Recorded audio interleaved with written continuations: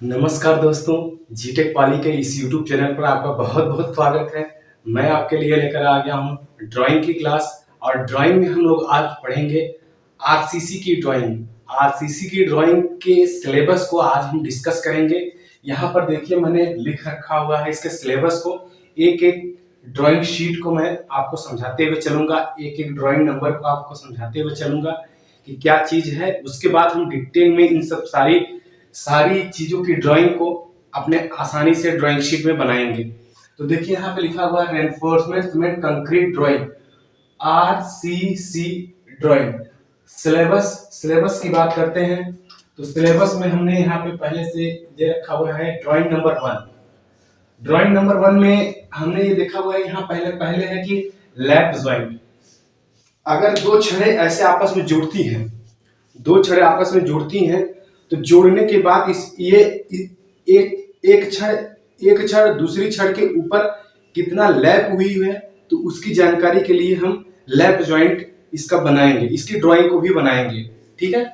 आगे लिखा हुआ है डेवलपमेंट लेंथ ड्राइंग।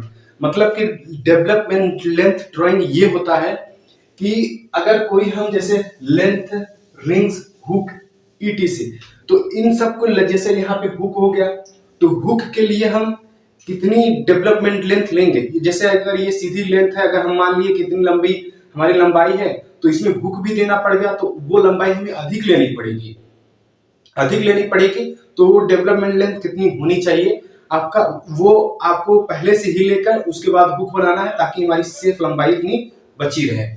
तो ये हुक हो गया। रिंग्स हो गए। रिंग्स क्या होते हैं? रिंग्स आपको पूरे छल्ले, जिसको छल्ले बोलते हैं, बीम में डाले जाते हैं, बीम में छल्ले पड़ते हैं, तो उसके लिए रिंग्स बनाए जाते हैं। तो पहले पहले आपकी ड्राइंग में आपको तीन चीजों को बनाना है। डेवलपमेंट लेंथ में ये रिंग्स बनाने हैं, मतलब कि छल्ले बनाने हैं। ऐसे छल्ले, ये इस टाइप के, देखिए ऐसे ऐसे छल्ले बनाने हैं। ठीक है। ये छल्लों का होगा। छल्ले भी 1 लेग्ड होते हैं, 2 लेग्ड होते हैं। तो ये जैसे जैसे अपना बढ़ते जाएंगे, ये आगे तक जाते हैं, 6 लेग तक जाते हैं। तो ये छल्ले हम बनाएंगे। तो ये छल्ला का काम होगा। हुक हो गया। हुक में आपके 3 टाइप के हुक होते हैं। जैसे मेनली जो होता है 3 टाइप में ही लेते हैं। जैसे ये हो गया, पहले 45 डिग्री का हुक हो गया ऐसे डायरेक्टली। तो यहाँ पे जो इसकी लेंथ है और इधर लेंथ जो गई है, सीधी छड़ में कितनी लेनी पड़ेगी, तो उसको बनाना पड़ेगा। उसके बाद अगली चीज यहाँ पे 90 डिग्री पे हो गया लेंथ, 90 डिग्री पे ऐसे। ठीक है। ये 90 डिग्री पे हो गया, 45, 90। और उसके बाद एक और है जो है 180 डिग्री, ये इस तरीके का हुक। ठीक है। तो ये इनके बारे में हमें डिटेल में समझना है और इनकी ड्राइंग को करना है। ठीक। अब आगे जो आ गया, अगर आगे डिस्कस करें तो अगली ड्राइंग जो है हमारी ड्राइंग नंबर 2। इसमें मान के चलिए तीन ड्राइंग आपको बनानी पड़ेगी, और छोटी छोटी ड्राइंग है, ज्यादा समझने की जरूरत नहीं रहेगी। उसको हम एक एज्यूम करके डायमीटर ले लेंगे, उसके बाद इसकी ड्राइंग को कर देंगे, तुरंत कर देंगे। और इसके आधार पर ही आगे हमें काम करना रहेगा। तो इसको बेसिक है आपका, इसको समझना जरूरी रहेगा। ठीक है। एक लैप जॉइंट को कर लेंगे, उसके बाद रिंग्स को कर लेंगे, हुक कर लेंगे। ठीक है। अब नेक्स्ट जो है ड्राइंग नंबर 2। ड्राइंग नंबर 2 में आरसीसी स्लैब है। ठीक है।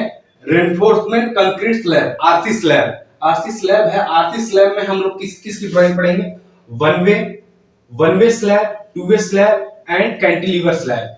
तो इसमें वन वे स्लैब क्या होती है, 2 वे स्लैब क्या होती है, कैंटिलीवर स्लैब क्या होती है, इसके बारे में हम डिटेल में आपको बताएंगे। और इस ड्राइंग को बहुत अच्छे से करेंगे, बहुत मजा आने वाला है।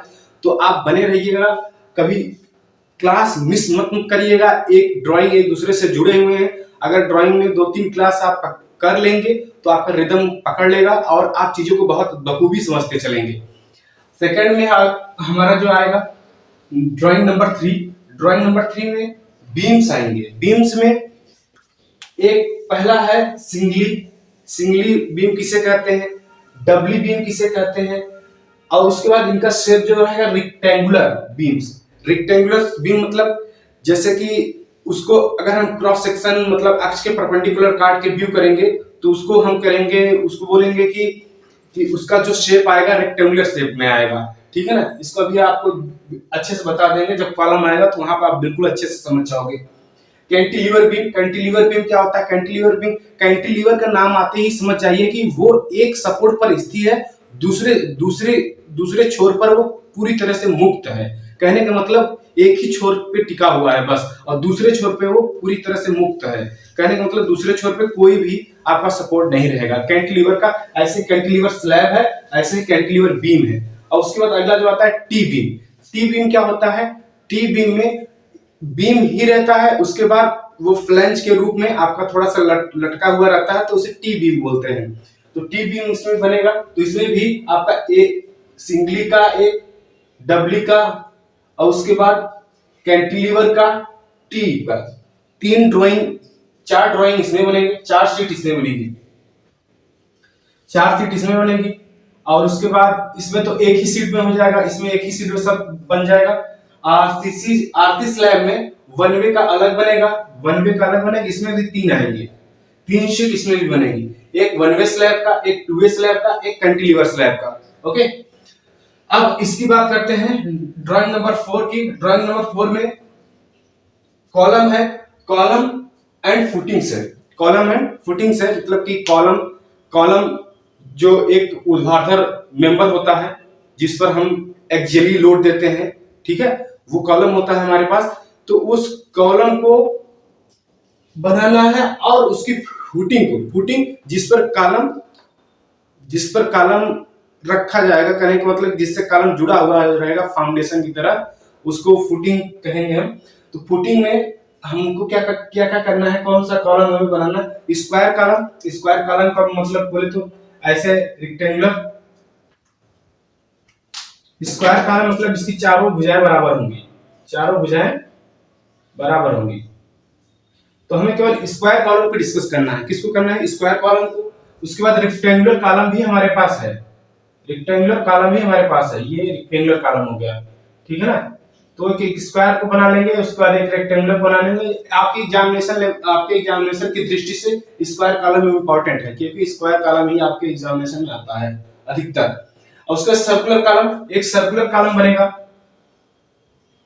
ये एक सर्कुलर कॉलम बनेगा, और with lateral ties and their isolated slope column footings। isolated slope column footings क्या होती है, तो इसको हम बखूबी समझाएंगे, आप परेशान मत रहिएगा। एक एक चीज को बहुत अच्छे से पकड़ के चलेंगे, इन सब चीजों के लेटरल टाइज क्या होती हैं, ये सब सारी चीजों को हम अच्छे से बताएंगे, ठीक है। तो इसमें भी आपका एक तीन ड्राइंग बनेगी, तीन ड्राइंग तो आपका इसका हो गया कॉलम का, और उसके बाद दो फुटिंग का, एक आइसोलेटेड रहेगा, आइसोलेटेड और एक स्लोप का, दो और जोड़ लीजिए। तो इसमें क्या, इसमें इसी में साथ में रहेगा, इसी के साथ में जब इसका हम फ्रंट व्यू देखेंगे, टॉप व्यू देखेंगे, तो कॉलम साथ में, ये आइसोलेटेड स्लोप्ड कॉलम फुटिंग्स क्या होती है वो आ जाएगा साथ में। तो तीन ड्राइंग इसमें भी कंसीडर कर लीजिए, कॉलम में भी, कॉलम में भी तीन ड्राइंग इसमें कंसीडर कर लीजिए। तीन ड्राइंग इसकी, एक सर्कुलर, एक वर्गाकार और एक आयताकार, तीन ड्राइंग इसमें आपकी बनानी है। अब उसके बाद क्या हो गया अगला, drawing number 5 porter frame. Drawing number 5 में पोर्टर फ्रेम है, पोर्टर फ्रेम है।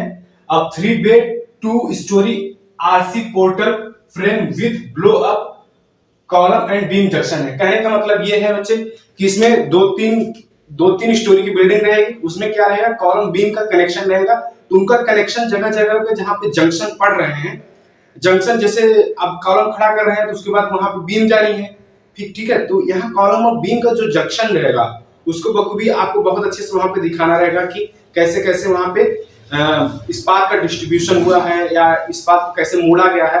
तो उन सबको समझना हमारे इसमें आएगा। पहले स्टोरी क्योंकि पहले स्टोरी, उसके बाद डबल स्टोरी क्या आएगी बिल्डिंग, तो उसमें आगे ऊपर जाएंगे तो उसमें कैसे रहेगा।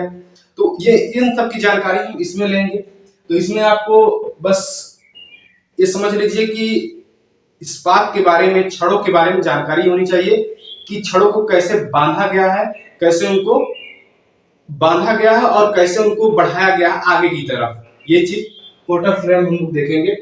तो यहाँ पे इसमें भी मान एक ड्राइंग आपकी बनेगी, एक ड्राइंग इसको खत्म कर देंगे, ठीक है। कॉलम बीम जंक्शन है तो एक ड्राइंग आपका लेगा ये, एक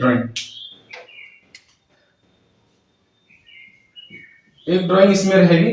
तो अब उसके बाद अगला जो रहेगा, अगला जो है आपका drawing number 6, drawing number 6, drawing number 6 जो है, ड्राइंग नंबर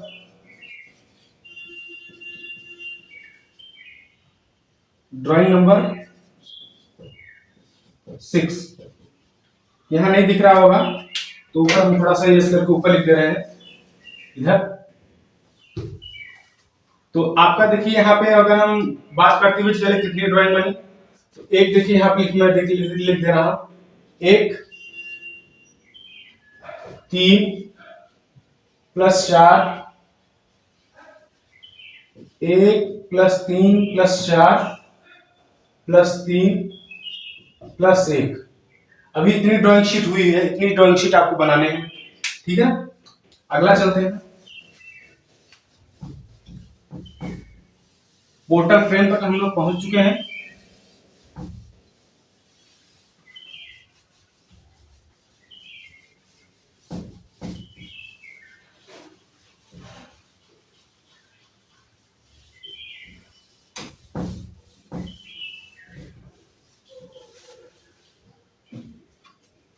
पोर्टर फ्रेम के बाद drawing number 6,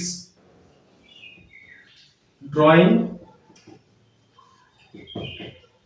number 6, drawing number 6 में बच्चे सिर्फ यही आता है कि आपको सिर्फ और सिर्फ रिटेनिंग वॉल को बनाना है, रिटेनिंग वॉल को बनाना है। इसका क्रॉस सेक्शन देखना है और इसका एलिवेशन देखना है, साइड एलिवेशन देखना है।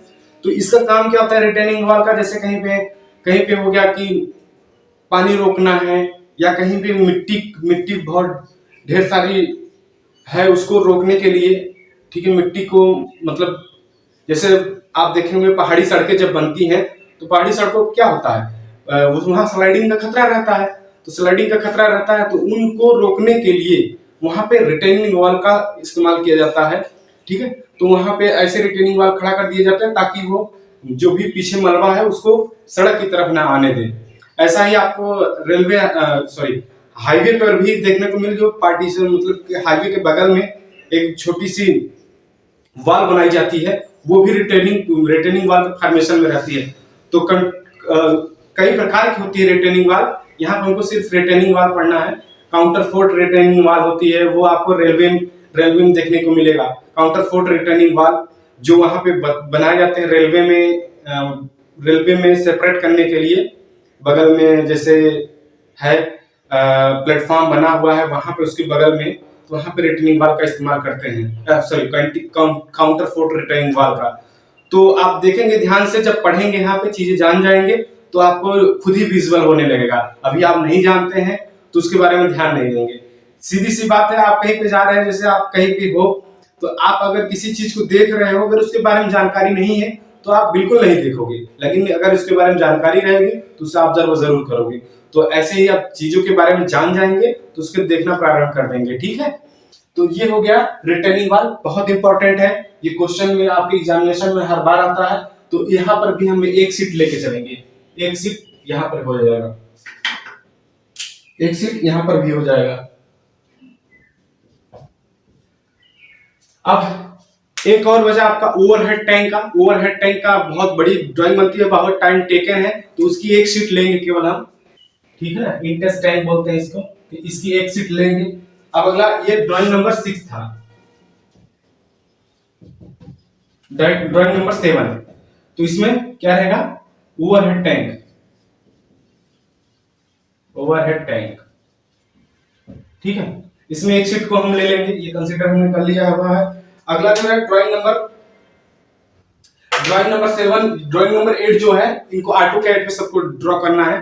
तो ऑटोकैड वाले हम लोग तो कराएंगे उसको भी, ठीक है। पहले हम लोग ड्राइंग कर लेंगे अच्छे से, करने के बाद जब हमारे पास हम पूरी तरह से क्वेश्चन में एग्जाम देने के बाद आपको ऑटोकैड की जानकारी बहुत अच्छे से देंगे। तो आप परेशान न होइएगा। इतनी ड्राइंग है आपको, इतनी ड्राइंग में मैं आपको ऐसा पढ़ा दूंगा कि आप बिल्कुल, आपको ड्राइंग आसान लगने लगेगा। आप खुद ही सोचेंगे कि मैं कौन सा क्वेश्चन छोड़ूं। होता नहीं, क्वेश्चन 5 देते हैं, 3 करने रहते हैं, तो आपके इतनी गारंटी है मेरी कि आपको पूरे सारे के सारे क्वेश्चन आते रहेंगे और अच्छे से आते रहेंगे। आप सोचेंगे किसको मैं स्किप करूं, मुझे तो सब आते हैं। तो मैं ऐसा आपको बना दूंगा, ये मेरी पूरी जिम्मेदारी है। मेरे साथ में बने रहिए और चीजों को ऑब्जर्व करते रहिए और चैनल को और भी बड़ा बनाइए। और आप लोगों के साथ, आप लोगों का परिवार है हमारे, तो उसको भी आप जितना बड़ा करते रहेंगे हमको भी खुशी मिलेगी। तो इसी के साथ हम अपने लेक्चर को यहीं पे रोकते हैं। अगले लेक्चर में हम अब इससे रिलेटेड आपको एक ड्राइंग शीट को लेकर, जितना मैंने बताया हुआ है total drawing sheet 3 1 4 4 4 8 3 11 1 12 13 14 drawing sheet बननी है।